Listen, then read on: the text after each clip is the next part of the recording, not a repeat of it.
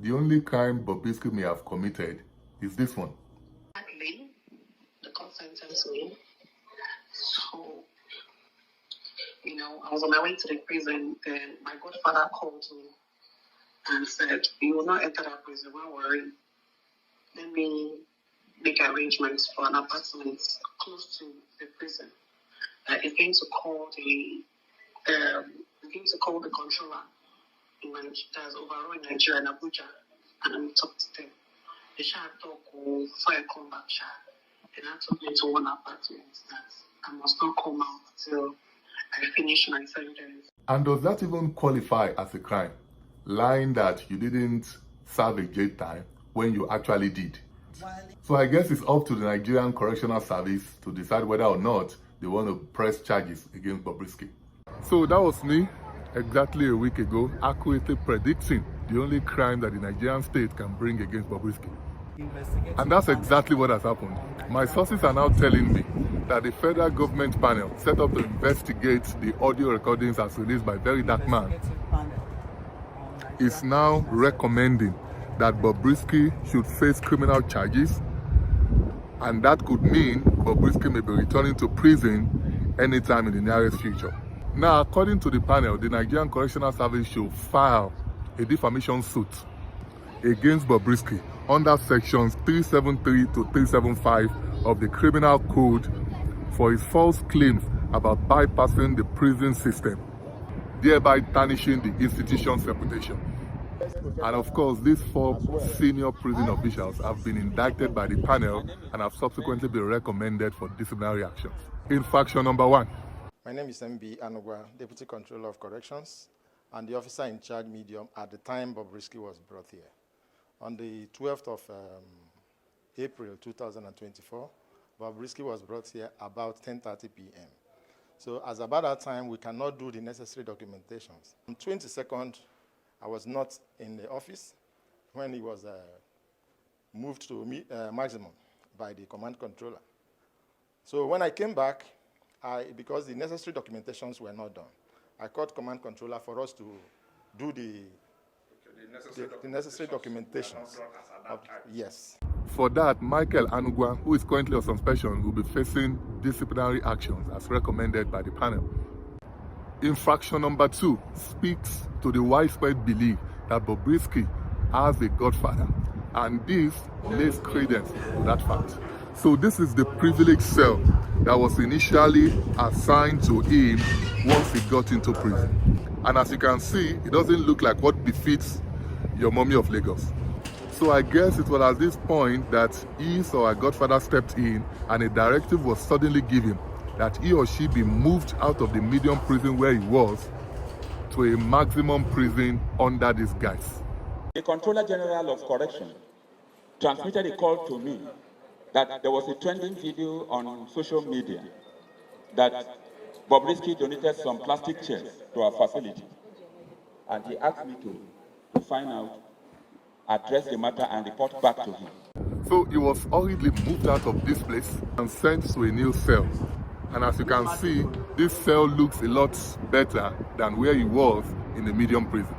Now, bear in mind that the man you watched previously, this man you see right here, is an Assistant Controller General of Prisons.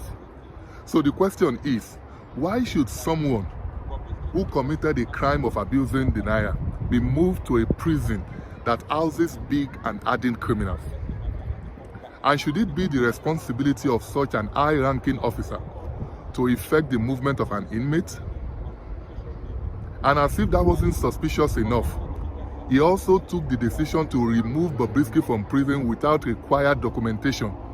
And wait for this, Bobrisky was ferried away in his own personal car and not the vehicle assigned by the prison to transport inmates. Now, if that doesn't smack Godfather doings, I wonder what will. And you really do not have to take my words for it. Hear him in his own words. My name is Ben Rabbi Friedman, Assistant Controller General of Corrections, and I had to move him. I had caused to move him out of Kirikiri Medium to Kirikiri Maximum, exercising my powers as provided in our rules. Because the Controller General of Corrections transmitted a call to me that there was a trending video on social media that Bobrisky donated some plastic chairs to our facility. And he asked me to find out, address the matter, and report back to him. So I entered the yard and I did two things. Firstly, I ordered that those chairs be removed from the visiting hall outside the premises where visitors are processed, and they should be taken out of circulation. Secondly, I had to go to the cell to see Bobrisky, and I told him that we will not accept any donation from his family or friends or himself to our facility henceforth, because it may create a very faulty impression about the reputation and integrity of the correctional service. Secondly, I effected his transfer. I ordered his immediate transfer from medium to maximum. How was he transferred? Did you carry him in your private vehicle to the maximum, or did you not? I followed them to maximum. The vehicle we use in transferring, because of the urgency. Where was he? Was he in your vehicle, or was he in the official vehicle of your district? He was in my official vehicle. Normally, if you are transferring an inmate with a letter and the transfer warrant, there must be an escort. All the proper documentation were done for him to be transferred, the gate, the record office, and everything that has to do with his transfer, is available. But the panel, in their own wisdom, found that this reason wasn't sufficient enough for Bobrisky to be unceremoniously moved the way he was, and has therefore recommended that Assistant Controller of Corrections Ben Rabbi Freeman, this man you see right here, be disciplined as well. Now, as we have often seen, in our own private life, sometimes when you do things in a hurry, most times it's never done well. And that's exactly the fate that befell this prison officer. I, DCC Sikiru Kamaru Adekunle, took over the Maximum Custodial Center on the 9th of June 2024 on transfer from male prison Ondo Shegede. I'm not the one that received Bobrisky Idris Okuneye on transfer from medium. It was received by a retired DCC whom I took over from.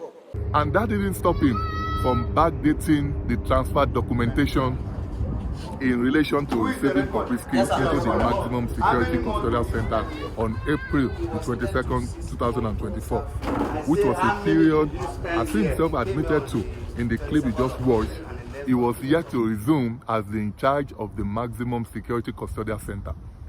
Curiously, there is a major infraction that wasn't detailed in the findings and recommendations of this panel.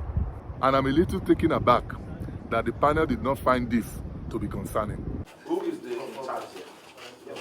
Okay, the in charge, as I time was brought as retired, I came to meet him. He had retired as at that time. Yes, he retired on the 6th of, or the 9/6/2024. I was transferred down here on that 9/6/2024. So you were the person in charge now. You took over that center. I took over. So you have a CCTV here? Yes. We requested for the CCTV video footage. Sir, I've tested it to you. I was going to tell me. I wasn't able to do the first one.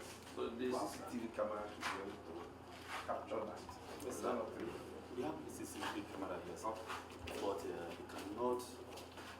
cannot record more than 3 weeks. The storage.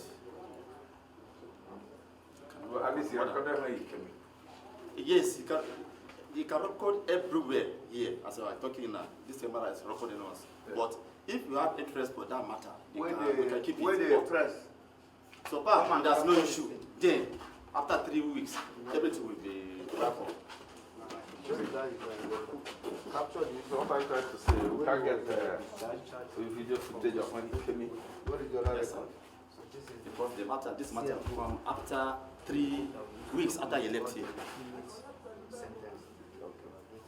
Now, from what my sources are telling me, all these men you see right here are merely victims of a system they have devoted their lives to.